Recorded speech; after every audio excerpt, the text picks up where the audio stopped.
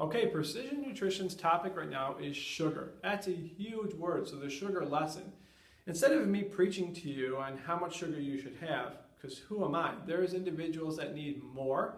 They're endurance athletes. There's individuals that have type 1 or type 2 diabetes, or perhaps they don't even know. So instead of me labeling or putting it into a protocol, which we don't believe in precision nutrition, we're just going to identify what foods are having more sugar. Well, that's not only just for me to tell you and give you a list that you're only going to forget when the video is done, but you to look at the food labels to see how much sugar am I giving myself per meal. I could tell you that you shouldn't be having 100 grams of sugar a day. Well, that's not necessarily always true. Some individuals want it. But consistency is, once again, that word that pops up.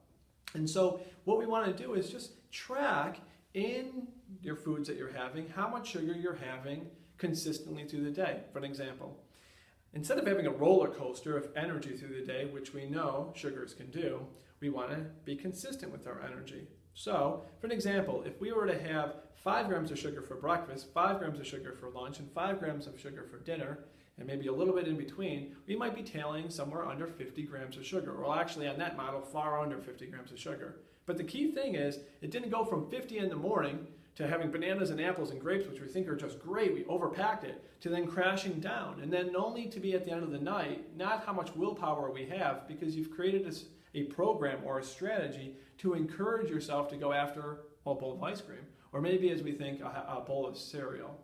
So consistent sugar intake throughout the day will keep our energy levels up and actually help protein synthesis, help the whole Krebs cycle of energy, so we can actually make sure that we're not, once again, going through a roller coaster, or maybe even we made it to Friday and then we go gravitating towards tons of these sugars or excess carbohydrates. So the sugar lesson for us is sugar's not bad. Sugar in moderation and consistent through the entire day. So document down as you journal where you're at for your sugar intake, and to see Monday I was able to get 55 grams in, Tuesday was 100, Wednesday was 20. How does that make you feel? And there's kind of a daily roller coaster there. So identification is key. You'll be amazed at how you'll make modifications through awareness.